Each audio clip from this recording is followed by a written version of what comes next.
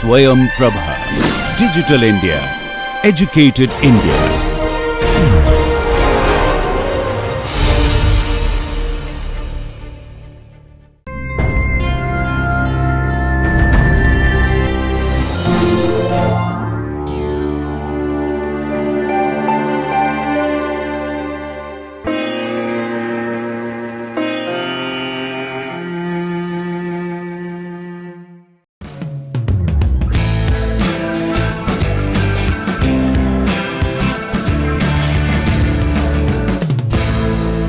Welcome to the 14th lecture in our particle characterization course.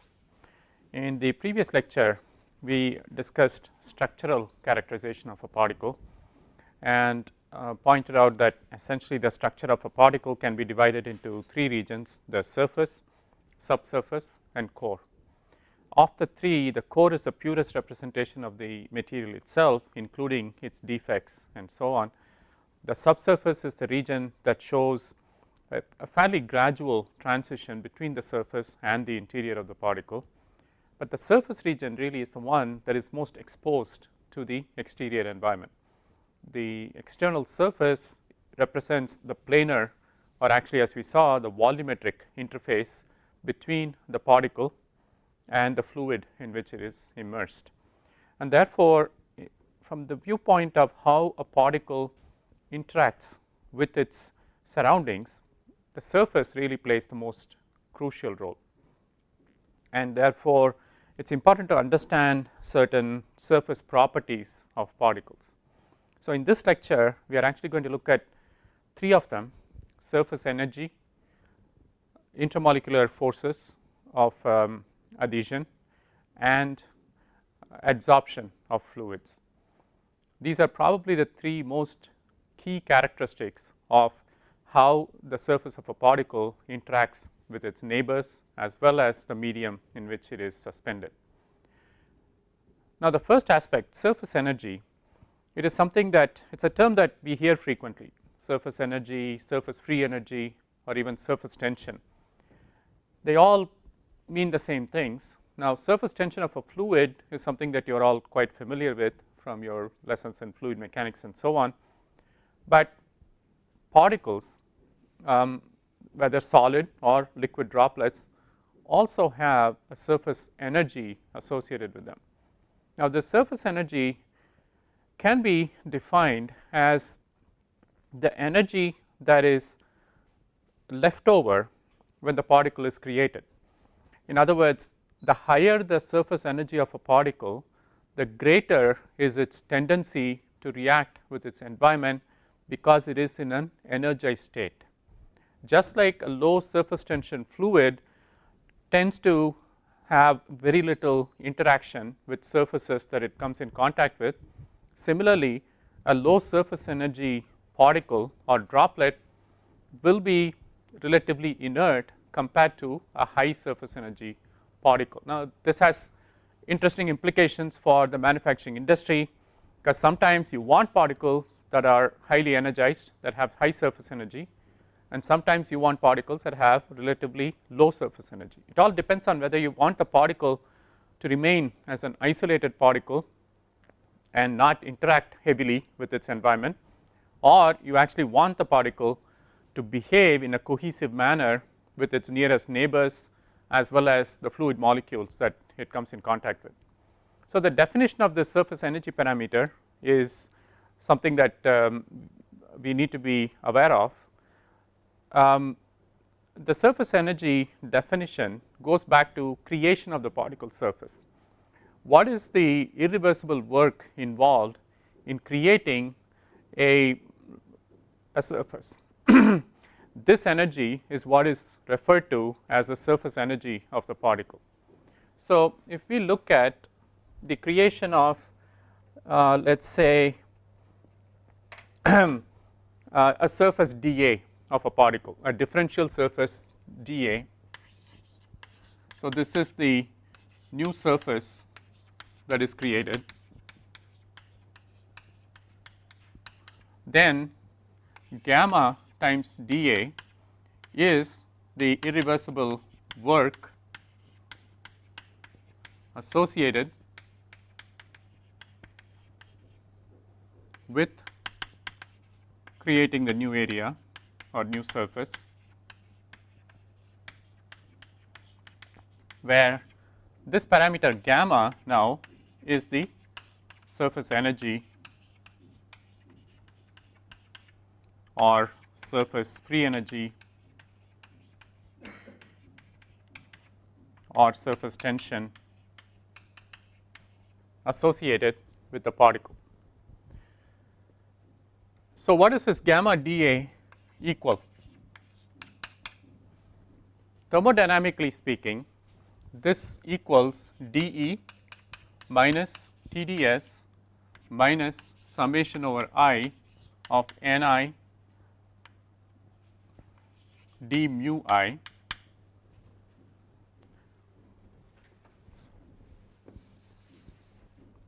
mu I dNi, where this parameter dE is termed the surface excess internal energy.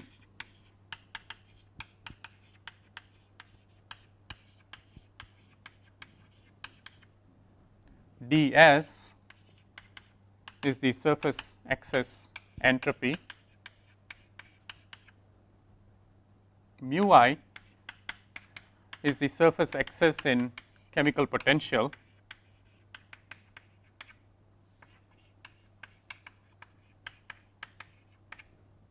and dNi is the surface excess in number of atoms. So, this thermodynamic relationship gives us the context in which you relate surface energy with parameters such as internal energy, entropy, chemical potential, and also number of atoms that are on the surface. When we talk about excess, what we mean is the delta between these values at the surface compared to their values in the bulk of the material.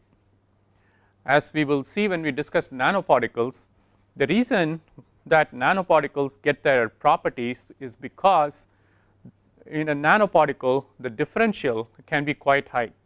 A nanoparticle tends to have many more of its atoms on its surface per unit area compared to larger particles, and that is the reason why nanoparticles are so much more reactive compared to larger sized particles.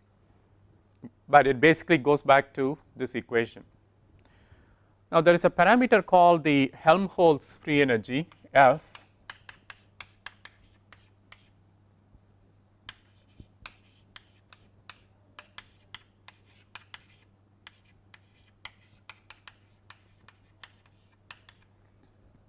which is related to the internal energy by E minus Ts, or in other words you can write dF equals dE minus TdS minus SdT.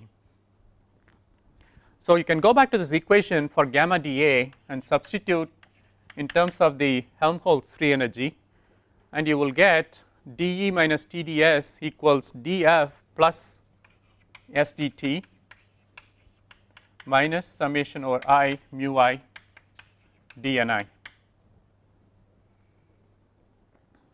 From this, the definition of free energy follows. So, gamma is defined as del F over del A at constant T, constant Ni, and constant volume. So, when you keep the temperature constant, this term drops out, the SdT term drops out, and when you keep Ni constant, this term drops out, and the requirement of constant volume basically refers to the fact that you are essentially considering a volume which comprises of the particle and the fluid which is in interfacial contact with that particle. So, this is the conventional definition of Hammocke constant, and this is used in a theoretical sense to calculate gamma if you know the free energy the Helmholtz free energy associated with the formation of the particle. Now, in an experimental sense, this is not how you determine surface energy of a particle. The surface energy of a particle, just like the surface tension of a liquid, is really determined by looking at how it interacts with the fluids and other particles in its vicinity. So, for example, if you have a high gamma particle and you bring a surface in contact with it, the sticking coefficient or the adhesion force is going to be very high. Similarly, if you take a high gamma particle and you bring another similar particle close to it, again the interparticle cohesive force is going to be very high. So, forces such as adhesive force,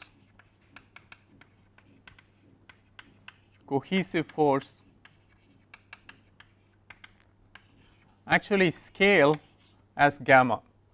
As gamma values increase, these forces of interparticle interaction as well as particle to surface interaction will increase. And of course, correspondingly the wettability of the surface of the particle when it is interacting with the fluid will also increase. So, the higher the surface energy of the particle, the more likely it is that you will get good wetting of that particle by a surrounding fluid. Again, the counterpart to that, if you think in terms of liquids, if you have a high surface tension liquid, then it is likely to have good contact with the surface that it is spread on, whereas a low surface tension liquid will tend to bead up. So, surface energy for a particle plays the same role as surface tension for a liquid in many ways. There is a parameter called the Hamaker constant, which we will look at in more detail later on. The Hamaker constant is one that is used to describe intermolecular or interparticulate forces under conditions where only the molecular level interactions are present. In other words, there is no surface tension forces, there are no capillary forces. In that case, in the so called dry state, it is only the van der Waals forces that are in effect, and they can be represented by this Hamaker constant H. And we will see later on that there is also a one-on-one relationship between surface energy and the Hamaker constant. As the surface energy increases, the Hamaker constant tends to increase, and as the Hamaker constant increases, there is a corresponding increase in the interparticle forces of adhesion in a dry state. So, when we are looking at various materials and ranking them with respect to their adhesion potential, the Hamaker constant is usually taken as a reference value because it has such a close relationship to the surface energy parameter gamma. Okay, that leads into our discussion of what we mean by the intermolecular forces.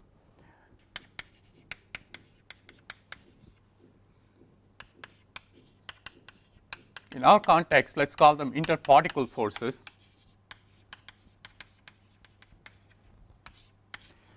Again, the differentiation between molecules and particles is very fuzzy. A particle is basically an aggregate of molecules, and it is really up to you to define when you stop calling something a molecule and start calling it a particle. But many of the discussions that we are going to have apply equally well to molecular interactions and to particulate interactions. Now, when you have two solid objects, whether they are molecules or particles, or even two liquid objects that are discrete entities, when you bring them close together, they experience two kinds of forces: adhesive force and repulsive force, right? Now, so what happens is the two particles, as they approach each other, are experiencing these two opposing forces. So, eventually they will reach a state of equilibrium that represents minimum overall force or potential on these particles. That is considered their equilibrium position, and the two droplets or particles will then essentially sit at these positions and kind of oscillate, right?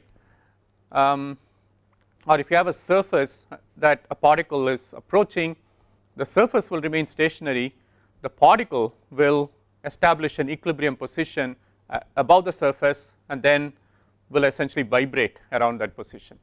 So, this equilibrium position at which you have a minimum in the intermolecular energy potential is a key parameter that dictates how close a surface can approach each other, and this has huge implications in many manufacturing industries that rely on maintaining a certain space between two virtually contacting surfaces.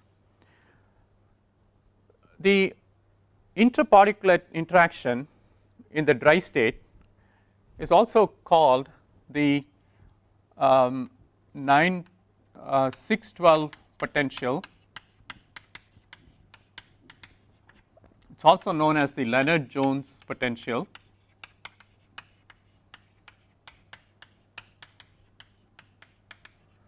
And it basically says that if you have two particles that are next to each other, the potential that they develop between them can be written as a minus a by r to the power 6 plus b by r to the power 12, where this is the attractive component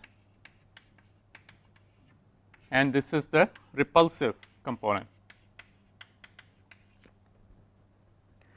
Because the reason they are called the 612 potential is because of the exponents of r in this equation.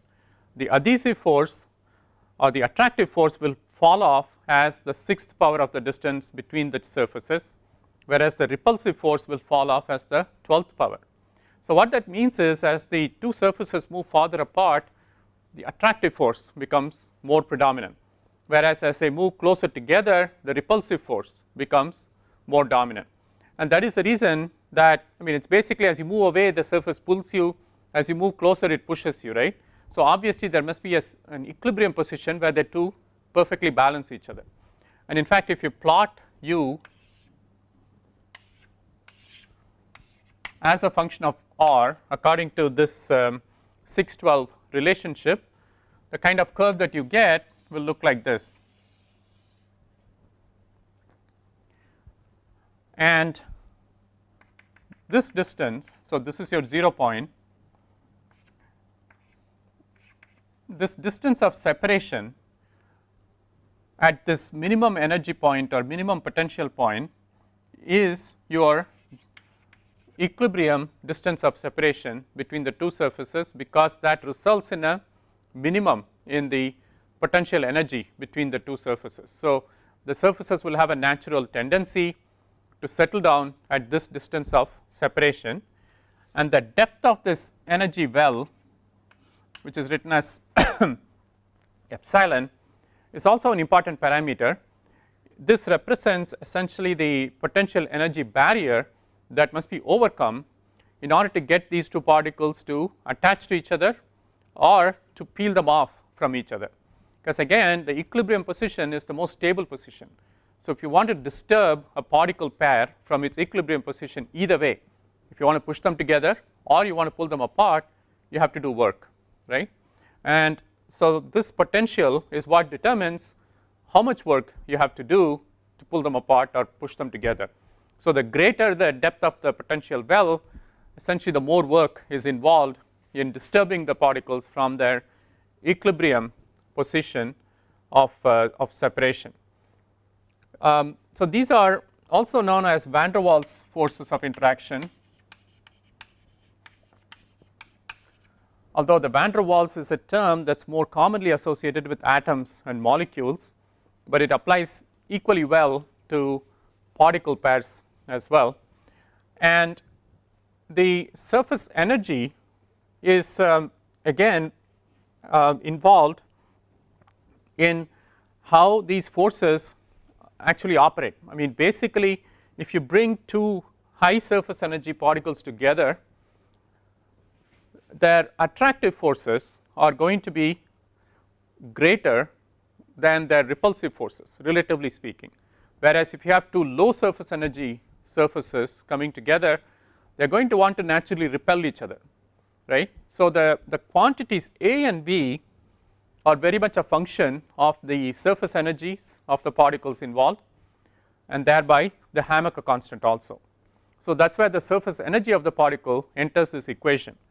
However, the r to the power 6 and r to the power 12 dependencies in the denominator apply no matter what the particles are, whether it's high surface energy or low surface energy. The qualitative feature of this curve doesn't change. What changes is, again, as the surface energies increase, the point of closest approach will become smaller and smaller. So the equilibrium position will be one that essentially involves the two particles virtually in contact, whereas as the surface energies decrease, de-equilibrium becomes longer and longer. So the equilibrium position for the particle pair is to be farther apart when you have low surface energy particles compared to when you have high surface energy particles. So these are links that you have to be clear about in your mind. You know, when people talk about surface energies of particles and they talk about the Lennard-Jones potential, there is a link between the two, which is very, very basic, very fundamental to how particles and molecules behave when they approach each other. And as you can see, these are very much characteristics of the surface.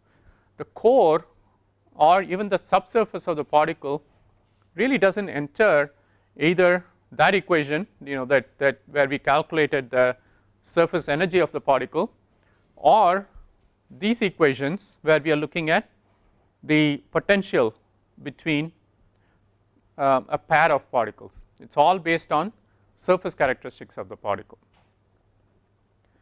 Now the third aspect that we are going to discuss is the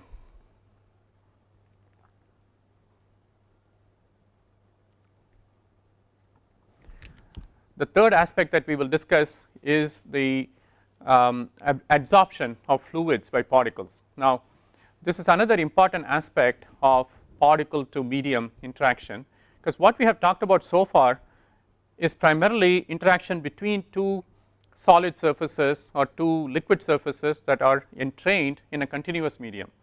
But even before they interact with each other, first they have to interact with the medium that they are suspended in. So let's look at some of the equations that govern the interaction between the particle and the fluid medium that it's suspended in. Now there are obviously four cases of possible interactions. You have a liquid droplet interacting with a gaseous environment, you have a liquid droplet interacting with a liquid environment, or you have a solid particle reacting or interacting with a liquid environment, and you have a solid particle interacting with a gaseous environment. Different principles of transfer apply in each case.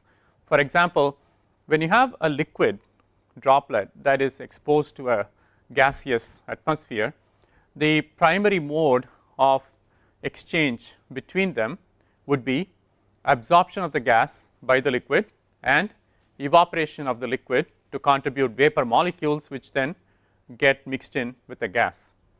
When you have a liquid droplet that is suspended in a liquid medium, now obviously that only makes sense when you have immiscible liquids. So if you have an immiscible liquid droplet that is suspended in a continuum of another liquid, we call these emulsions.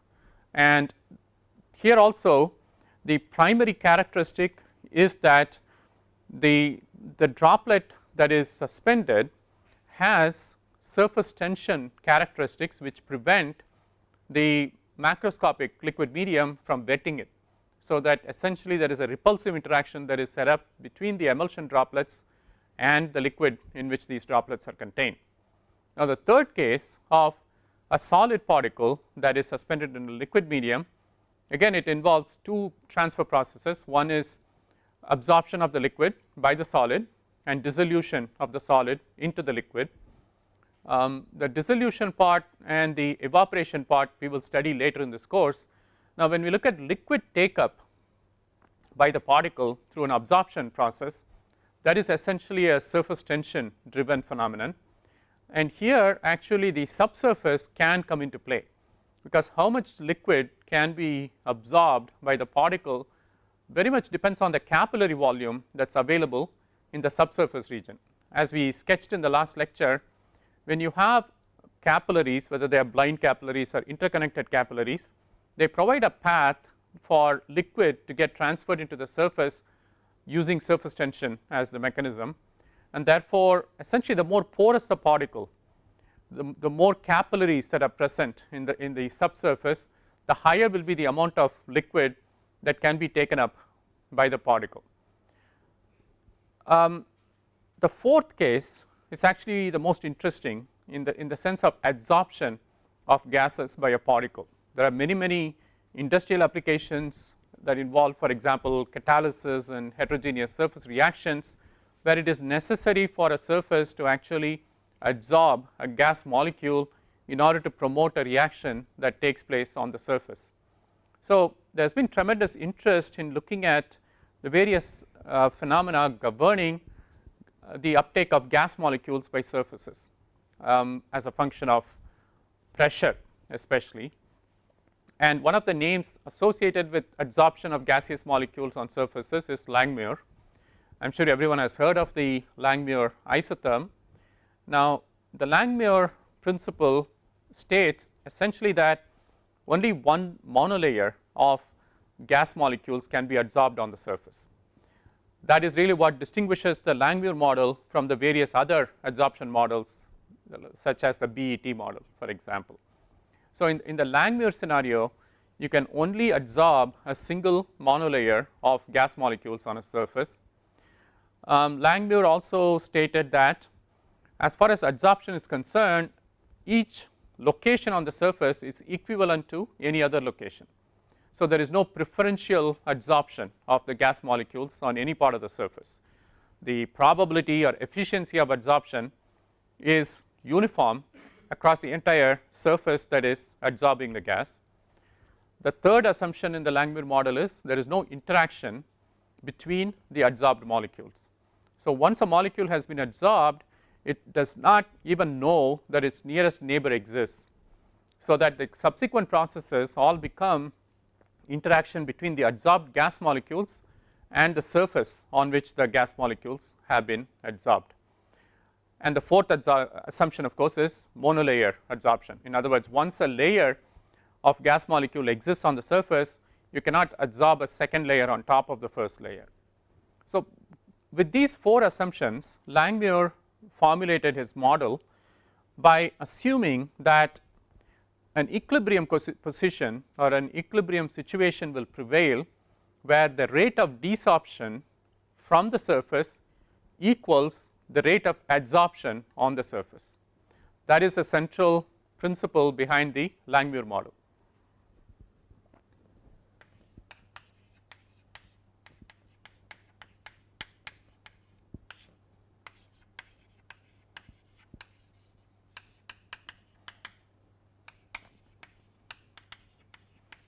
Rate of adsorption equals rate of desorption at dynamic equilibrium.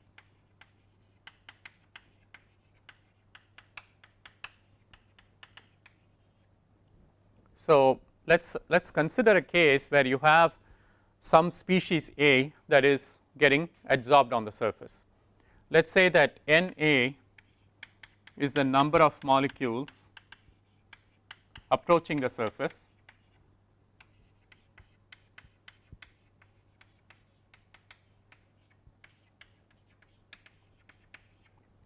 and let's say that a certain fraction of them stick to the surface. Let's call that some Fs. So this is the fraction of the molecules approaching the surface that actually stick to the surface.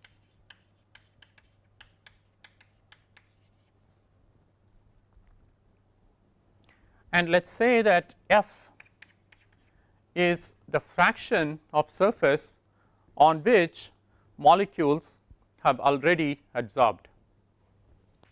So F is fraction of surface covered by the adsorbed molecules. And finally, let's say that Ra is rate of desorption of species A from the surface. So, given these parameters, now how do you define this equation here? How do you equate the rate of adsorption to rate of desorption? Well, rate of adsorption is going to be equal to Na multiplied by Fs multiplied by 1 minus F because 1 minus F is the fraction of the surface that is available for further adsorption, and this has to be equated to F times RA.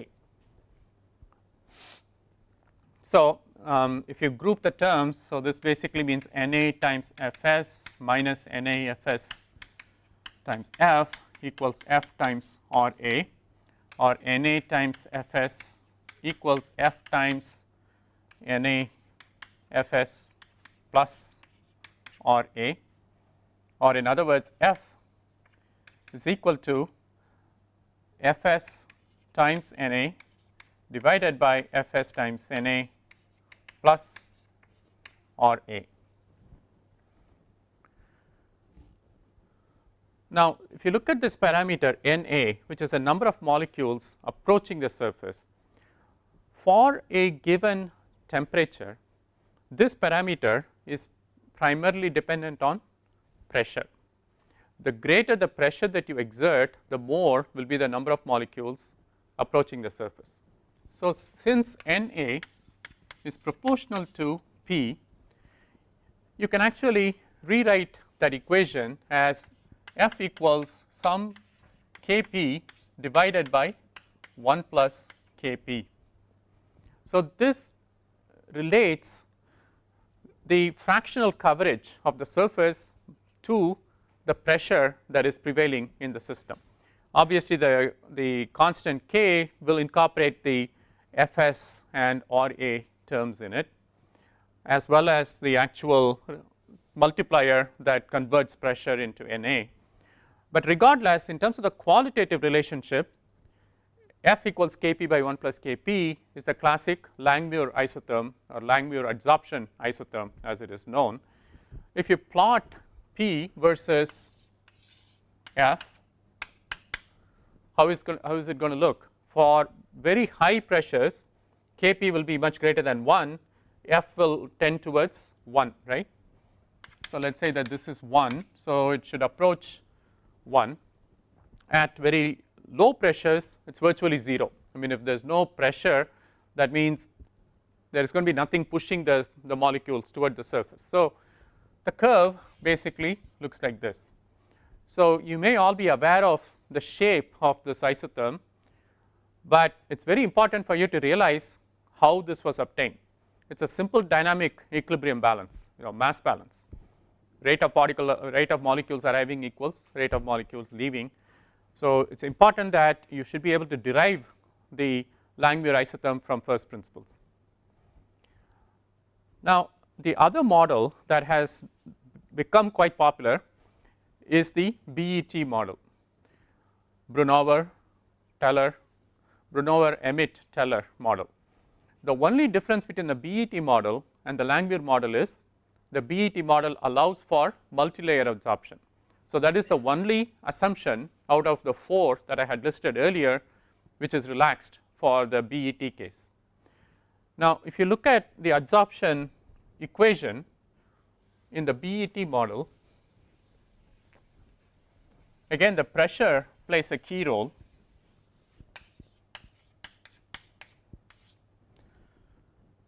But the adsorption process itself is related in terms of an adsorbed volume of gases on the surface. Okay, instead of fractional coverage of the surface, which does not make sense when you are considering multilayer adsorption, we use volume of adsorbate as the metric, and this is written as Kx divided by 1 minus x times 1 minus x plus Kx, where x equals P over P0, where P is the prevailing pressure and P0 is the saturation vapor pressure of the adsorbing species.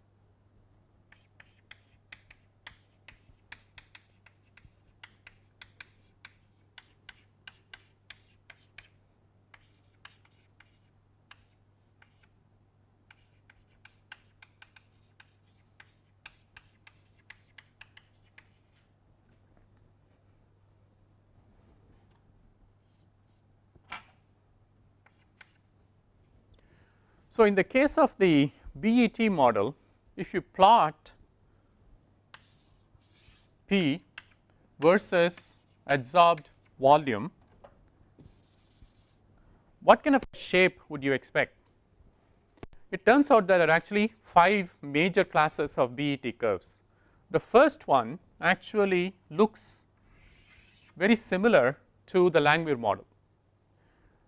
This essentially is the simplest case where multi-layer adsorption proceeds in a manner that is very analogous to single layer adsorption.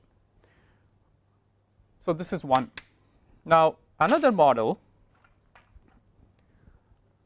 is a case where you essentially do this, but then you again rise in the amount of adsorbed material and you establish a new plateau. Now, when can something like that happen? What is the physical implication of a curve like this? This is a case where subsurface adsorption begins after the top surface is saturated. So, this subsequent increase in the adsorption amount is related to subsurface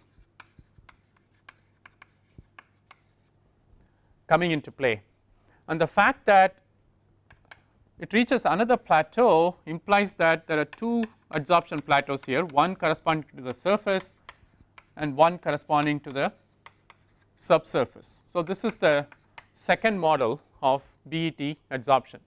So, which particle will follow which model depends on the nature now not only of the surface, but also of the subsurface region of the particle. The third model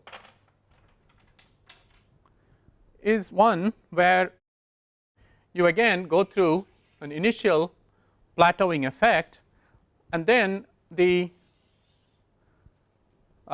further adsorption proceeds without necessarily showing a plateauing behavior.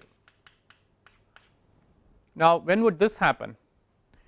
Here not only is the surface involved, but also the subsurface and the core of the particle also gets involved in the adsorption process. So, essentially the adsorption continues until the entire particle is basically transformed, right. So, this is a case where the subsurface is such that there is almost a direct path from the surface to the core or interior of the particle. So, the extent of adsorption is much greater in this case compared to the first two. Now, all of these are what we call physisorption processes.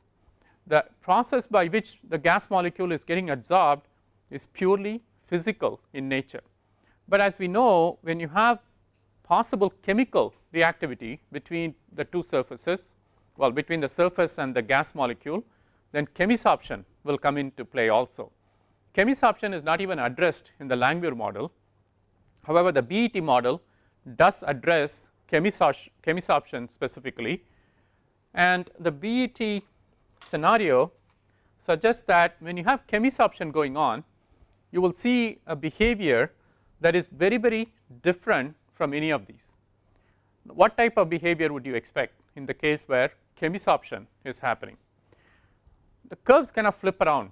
In the case where chemisorption is going on, initially the sorption is very, very poor, but then there is a sharp knee that happens, a sharp bend in the curve.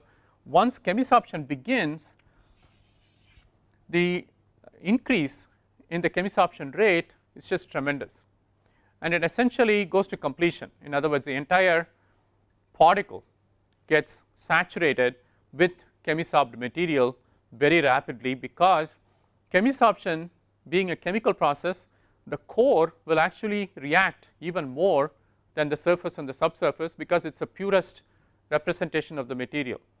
So, this curve 4 primarily reflects chemisorption as a significant phenomenon. And finally, the fifth variation on the BET is a case where you essentially have a combination of chemisorption and physisorption, so that initially you follow a physisorption kind of a route, followed by where chemisorption takes over. Now, this would happen in cases where the surface itself is relatively inert with respect to the adsorbed molecule, but the subsurface and especially the core regions are much more reactive to the adsorbed gas molecule. This can happen, for example, when the surface is poisoned with impurities, which greatly inhibit the reactivity of the particle material to the surrounding gas stream. But once you go below the layer where the impurities are concentrated, the chemical reactivity is greatly enhanced. So, again, these 5 potential behaviors of BET adsorption isotherms are very, very important to understand. And you should be able to discuss them in a physical sense, understand the mechanisms involved, understand what is going on, and be able to talk to them in reasonable detail. Now, we haven't really talked about the effect of temperature. So, what would happen if you have a surface that is adsorbing gas molecules and you increase the temperature? What is going to happen? There will be more desorption, right, in general, and therefore, the amount of adsorption typically will decrease in the case of physisorption. In the case of chemisorption, it might actually increase exponentially, because if the chemical reaction becomes the dominant phenomenon in dictating the adsorption, then you will see an exact reverse behavior. In fact, a test that scientists use to assess whether physisorption is dominant or chemisorption is dominant is simply to measure adsorption at various temperatures. If there is a chemisorption dominance, you will see increased adsorption at higher temperatures. If there is a physisorption dominance, you will see a reduced dependence at higher temperatures. So, what we have discussed so far are 3 very, very basic phenomena that represent how a particle interacts with its environment. In the next lecture, we will discuss some of these aspects in a little more detail. The particle to surface adhesion is a very, very critical phenomenon which plays a huge role in many manufacturing industries. Similarly, particle to particle cohesion plays a huge role in determining properties like the flowability of a suspension, stability of suspensions, and so on. So, in the next 2 or 3 lectures, we will focus on particle adhesion to surfaces and particle cohesive behavior to each other.